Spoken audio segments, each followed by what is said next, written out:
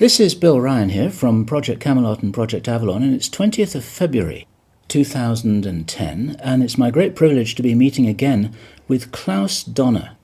And in this video presentation, it's going to be an interview of the difference, because I'm going to do very little talking indeed, maybe none at all.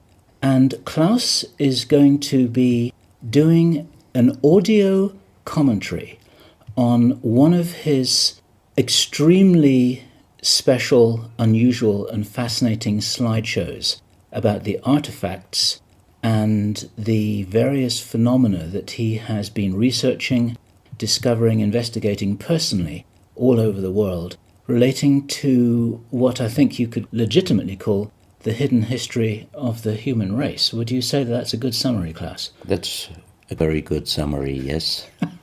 So I'm going to step back here, and what follows now, just kick back and enjoy this slide presentation, and Klaus is going to take you through his own journey. You can accompany him on his own journey through his own discoveries.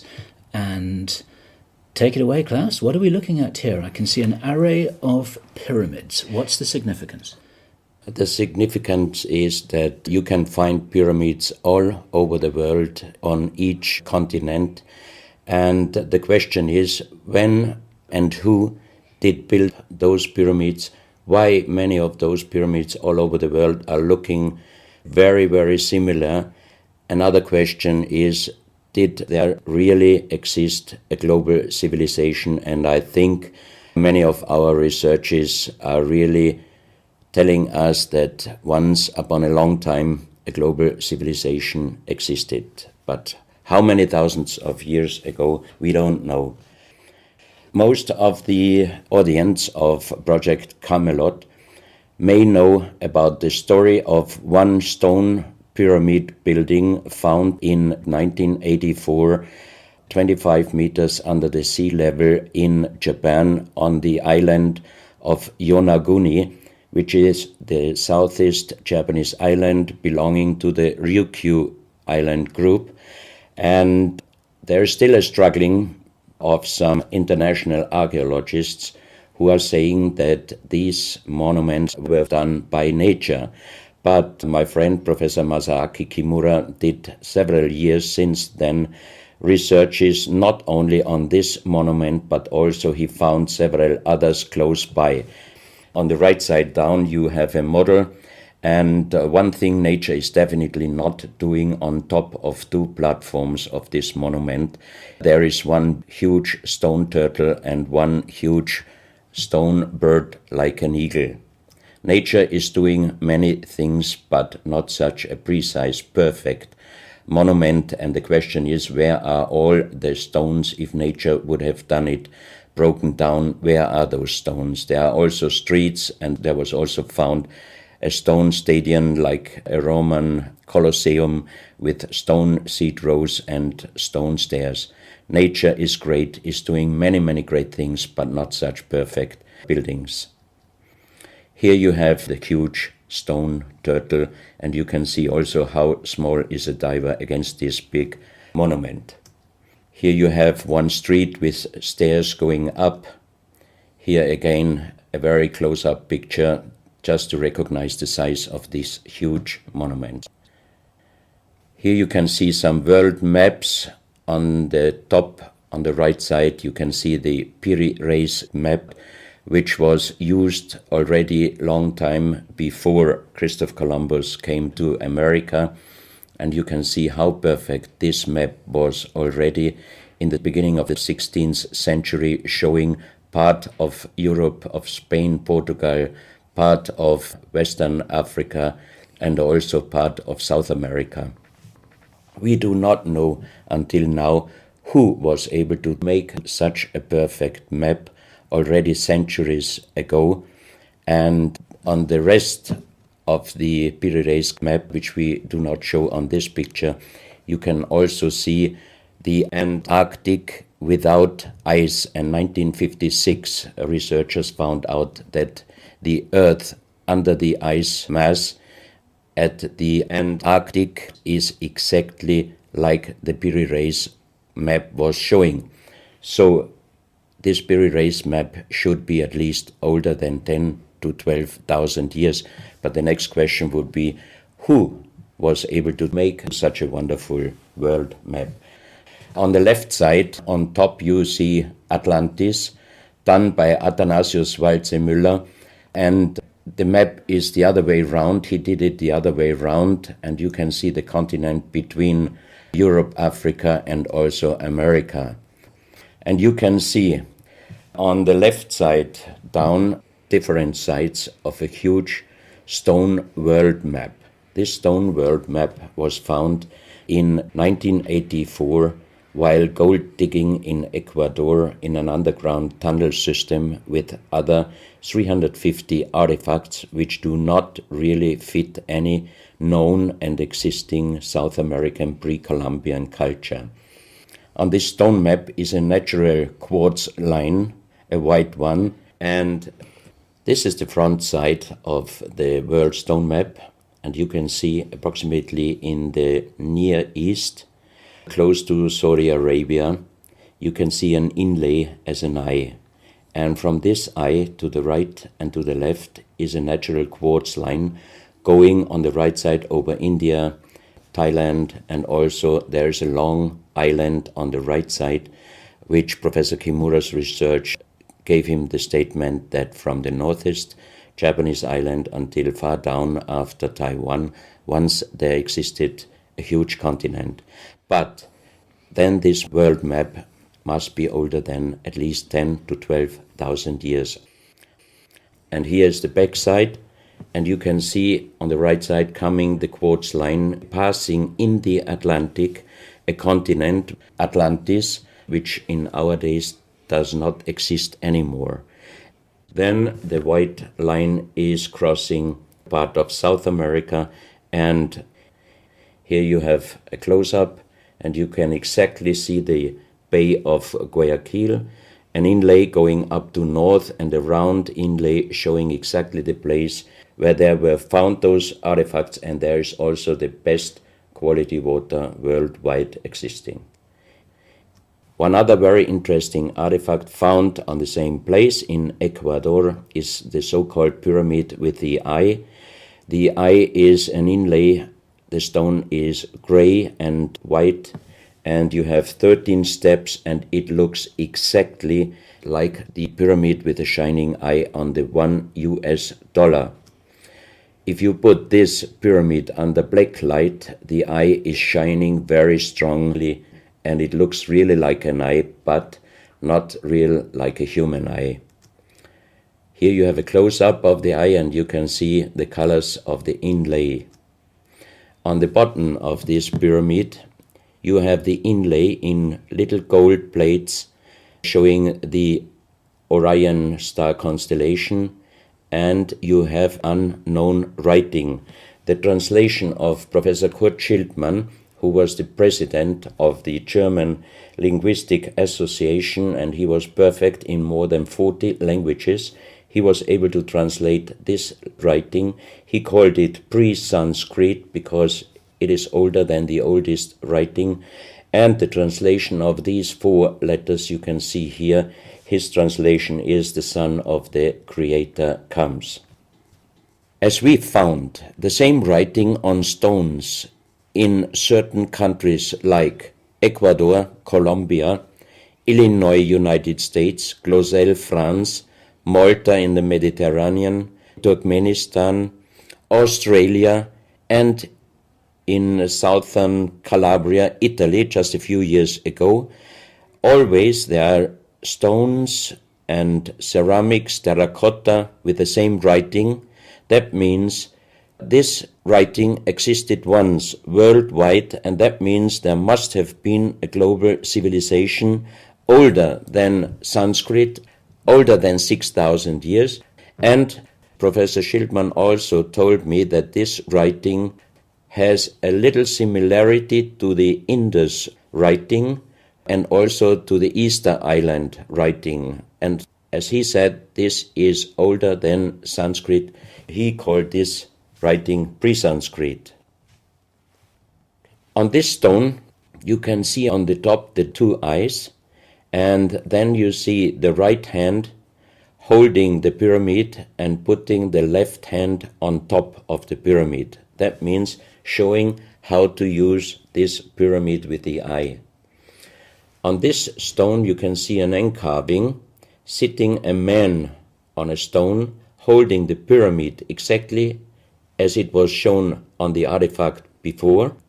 From his eyes are going rays out, and on the right side you see two bowed persons. On his head he has something like a small helmet, and from this helmet goes up like an antenna to a strange object over him. And here you have the photo of the discovered helmet. We could not yet make a metal research or checking what kind of metal was used, but you can see in the center of the helmet that something is missing, and that might have been this kind of antenna which was shown on the artifact before. Another very strange finding from the same place is one big jade cup and 12 little jade cups. As the 12 cups are man-made and each one is a little bit different in size, if you fill them up perfectly with water and you put the 12 cups of water inside the big cup is completely filled. The next strange thing is that you can see on the little cups numbers which are looking like the Mayan numbers, but if you compare them with the Mayan numbers, you find out that there are some little differences. And on the big cup you can see a perfect inlaid star constellation, also showing the Orion and other stars. And inside the big cup it is very, very magnetic, and outside the cup nearly nothing. Professional geologists are saying this is impossible because if a stone has metal particles inside the stone, it must be same magnetic from both sides.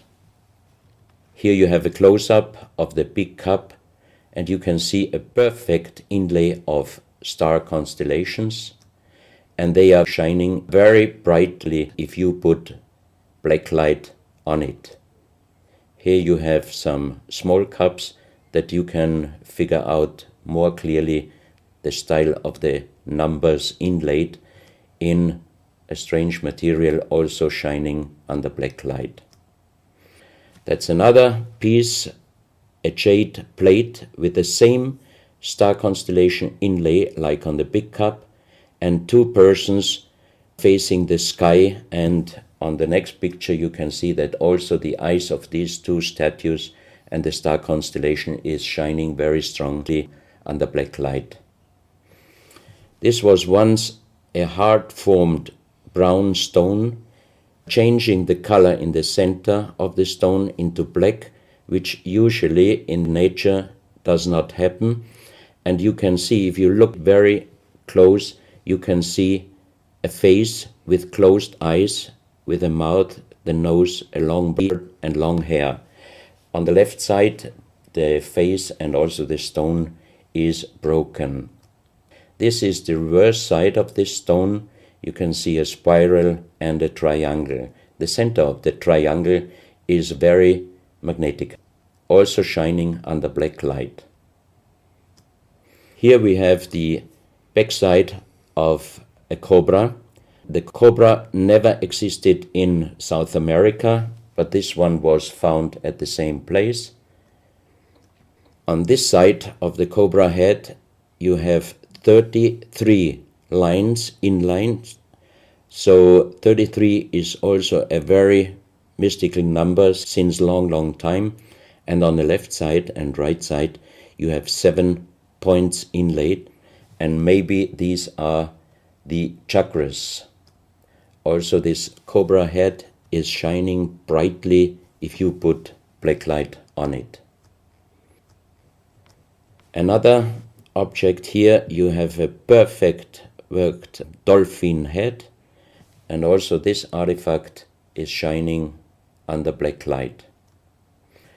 Here you have a kind of stone helmet. You can put this granite stone helmet on your shoulders, or you can lay your head inside it, and the inlay points which you see on this helmet, some experts told me that these points are exactly the acupuncture points on the human head.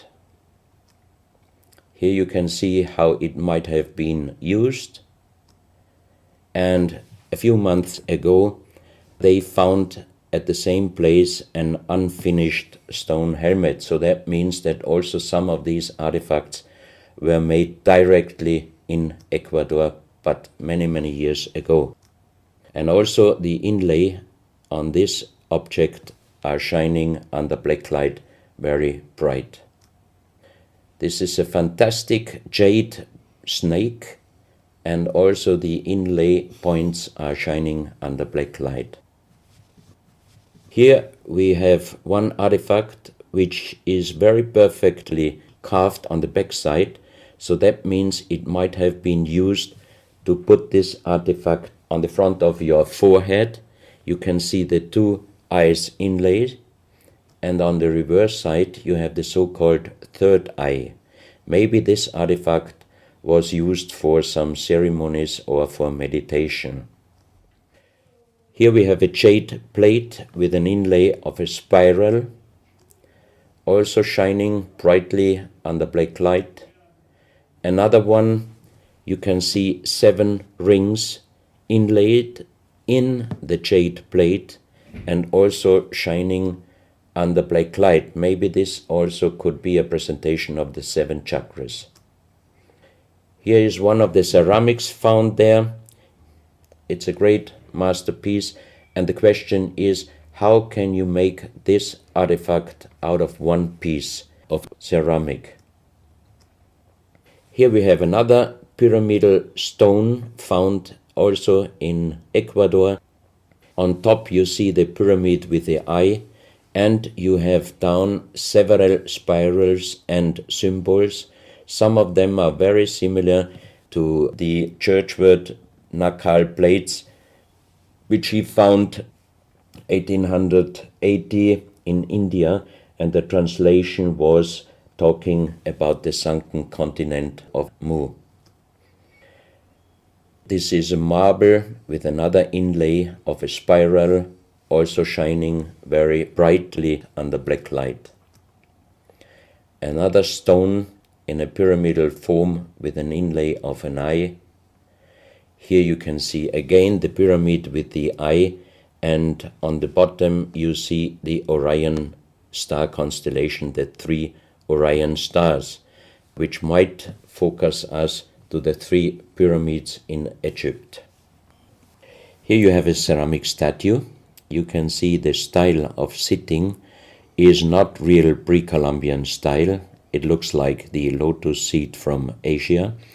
On top of this statue you have a head with some points, and it looks quite similar to many of the Buddha presentations. He holds a snake in his mouth. The snake is a very mystical and very often presented object. So that means this statue is not from any existing or known pre-Columbian culture. Even the next one, you can see that how this statue is sitting, it looks more the direction of Asia. On top of his head, again a very strange head, and in the center you can see like the head of a frog. Also, the frog is a very mystical animal in old South American pre-Columbian culture, but also in Africa and also in Asia.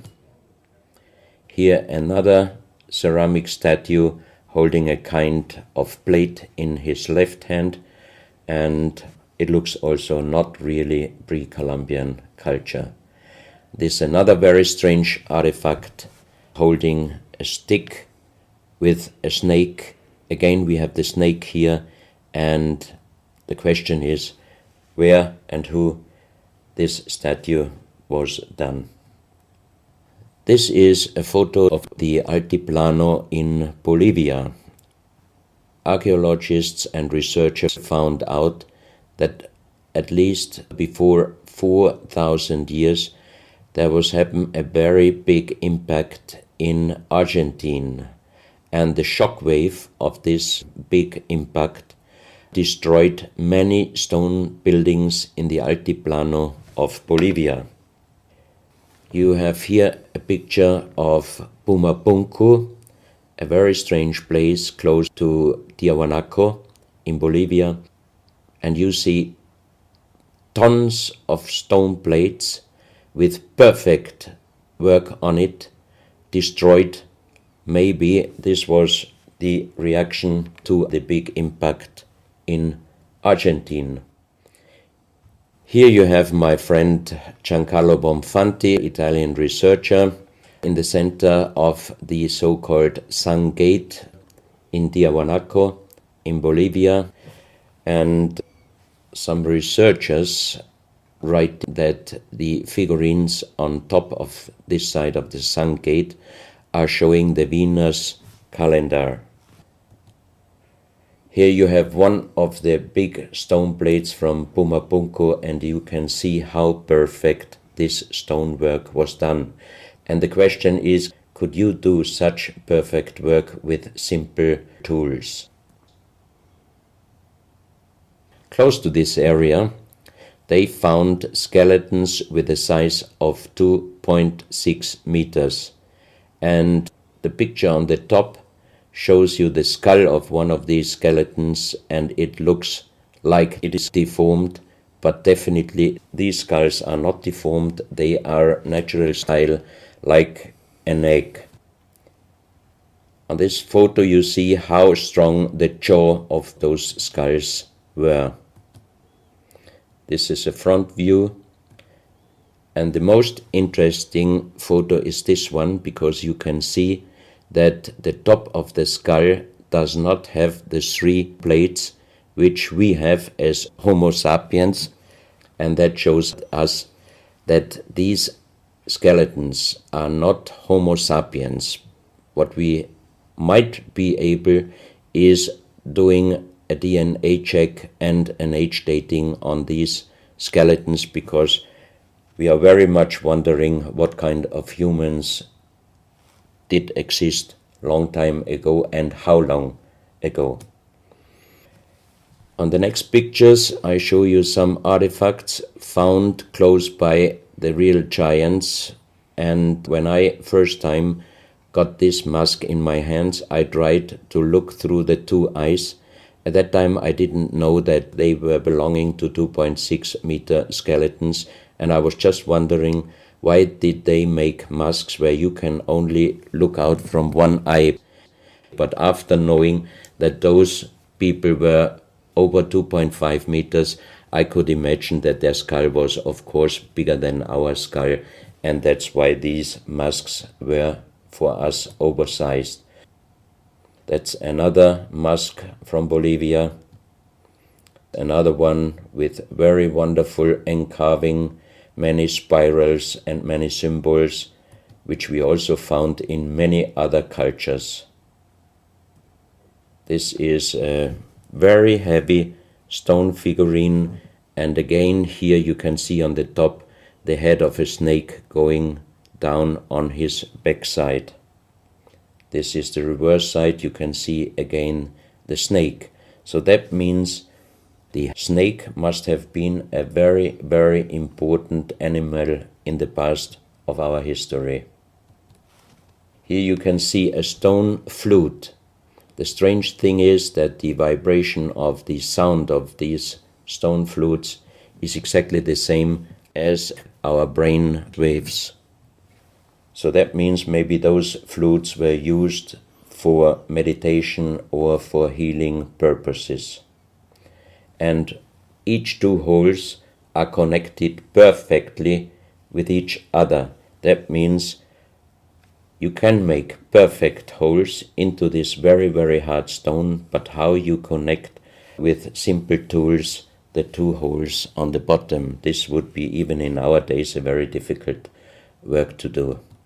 Because it's in the shape of a U and it curves around inside the stone. That's right. And with simple tools you are definitely not able to do such a work. And even the holes are very precise. This is the form of a boat, and you have 3 flute pipes at the end. Here you can see how perfectly they were made. This is another flute, very small. You can use it only with very soft blowing, and the sound is like the sound of the dolphins. This is an artifact where we do not have any idea for what purpose it was used. Now we are in Colombia. On the next few photos, I show you very strange artifacts from Colombia in South America. The most famous industrial designer and architect in Colombia, Professor Jaime Gutierrez, is collecting strange artifacts from his country already since centuries. His most important piece is the so-called genetic disc. Here you can see a disc made out of lyddite, a very hard stone. It's nearly the same hardness as granite, but the structure of lyddite is like leaves, so it would be quite impossible to make the same disc in our days out of the same material. The diameter of this disc, we call it the genetic disc, is about 27 centimeters. And on this disc you have several things presented which usually you can only see with a microscope. For example, on the left side, around 11 o'clock, you can see one egg, human egg, without, and another with spermia. On the right side, at approximately 1 o'clock, you can see some spermias, and then you have several very strange presentations which we could not explain.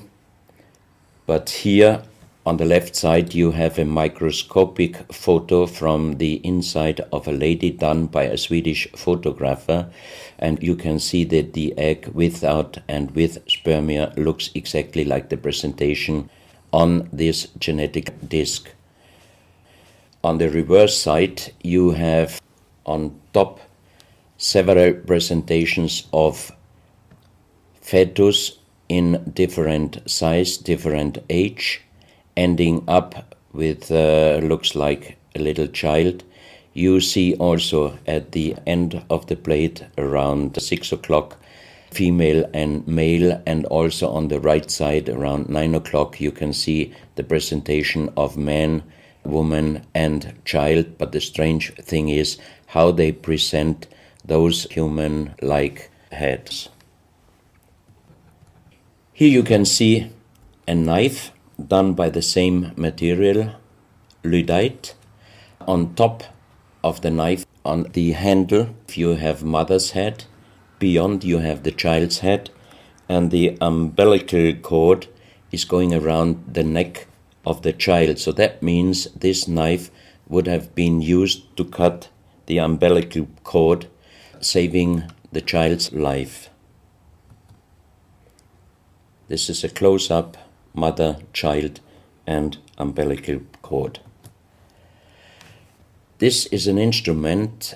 It might have been used for helping the child coming out, leaving the mother, when there were some complications.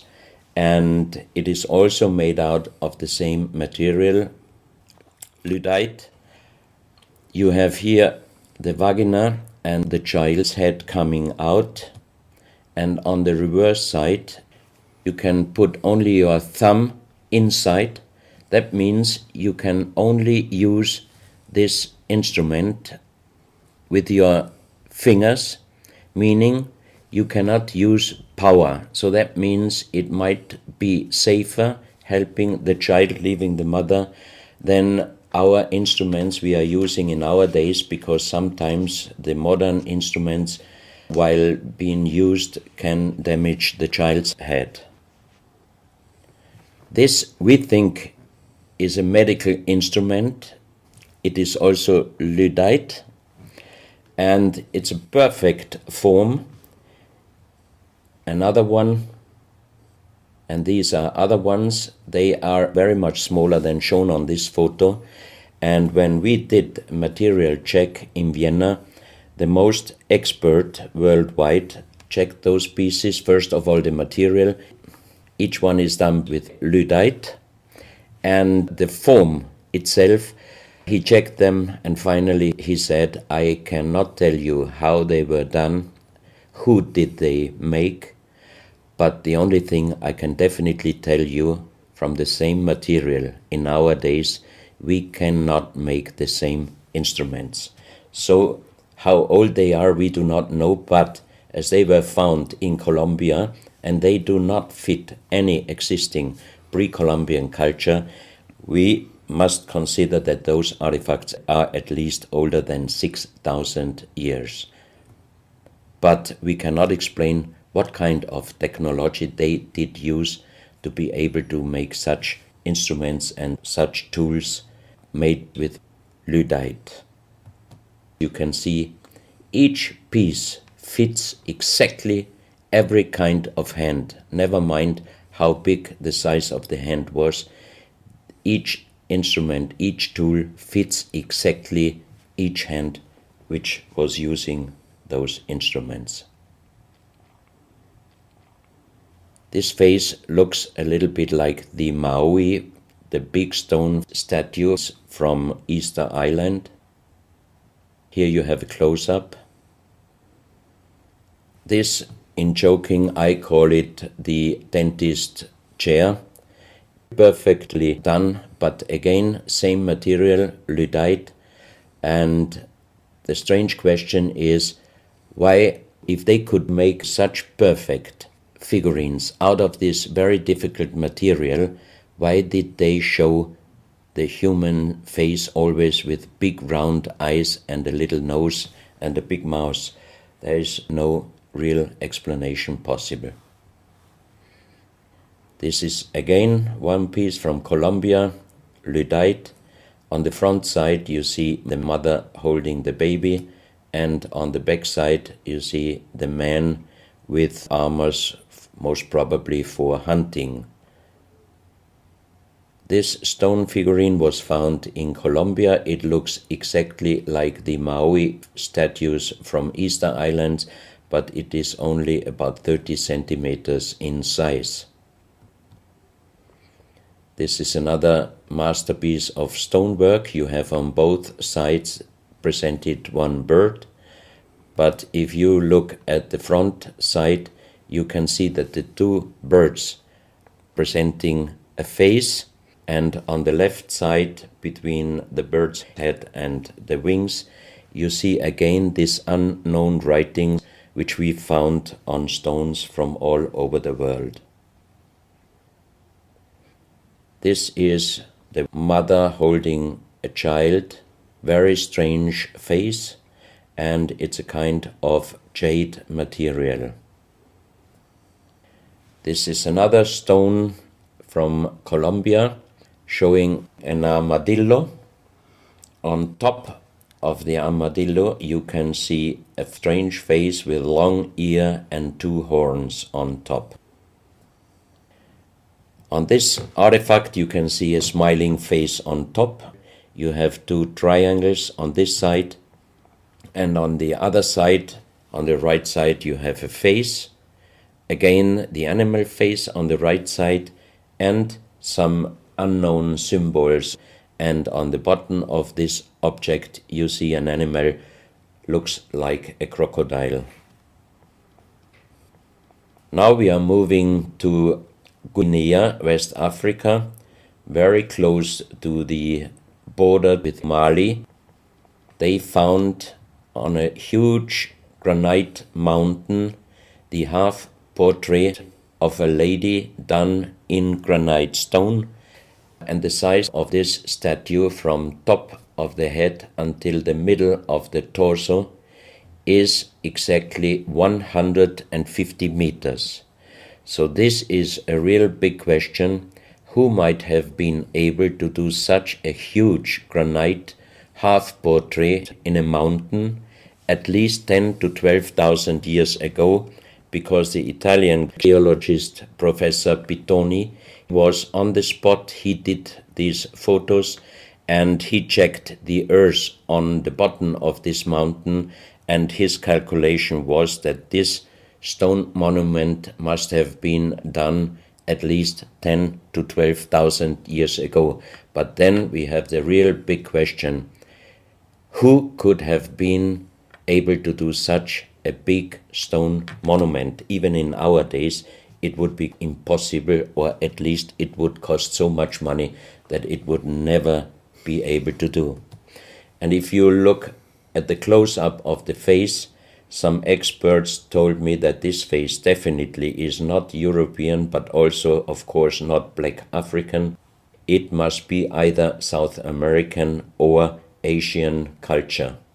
But then again, we are at the point 10 to 12,000 years ago.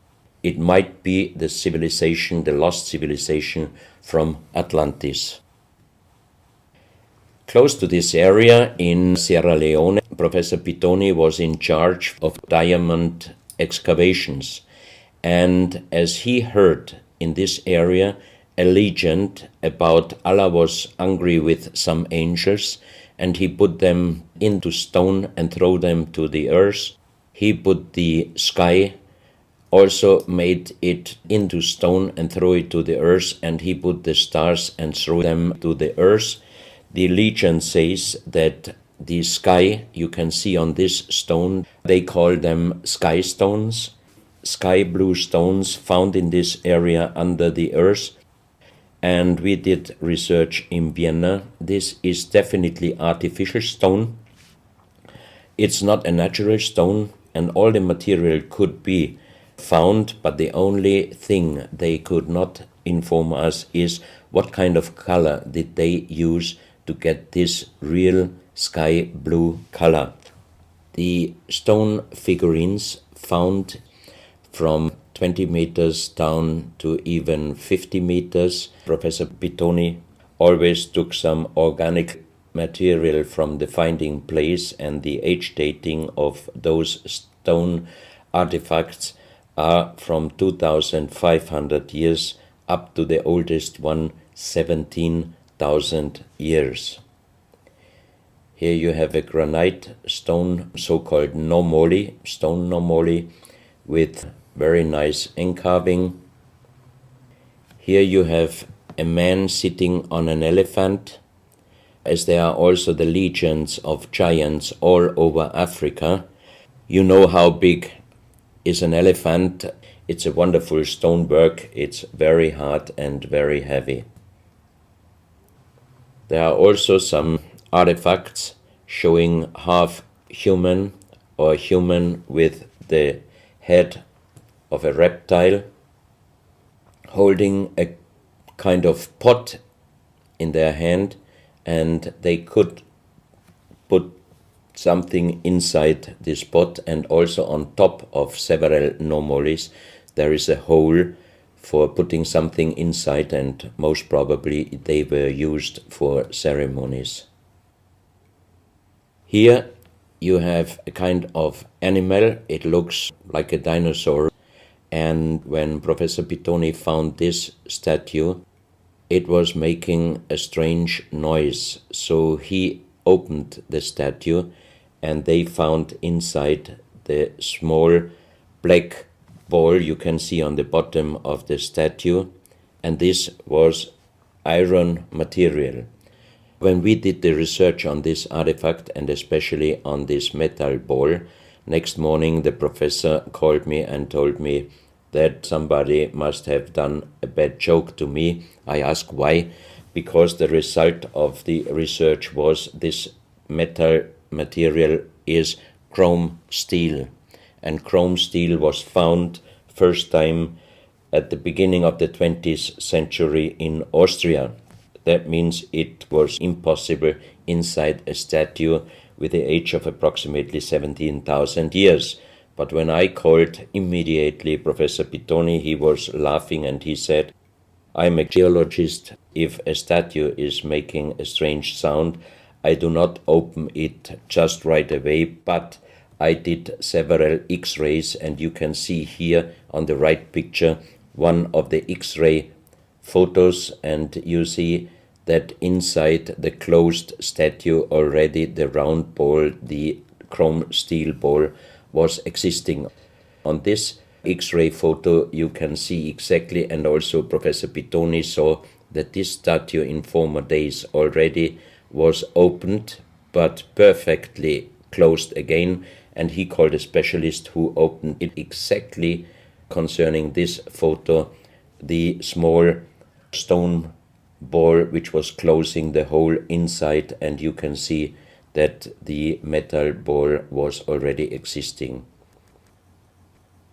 Some of you might have watched several pictures, photos on the internet of giant skeletons found in desert, in India, in China and other places.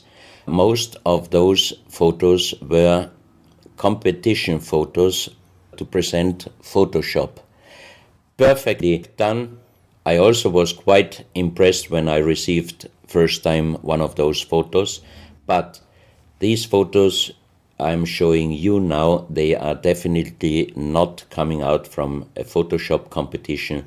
These photos are real skulls and skeletons.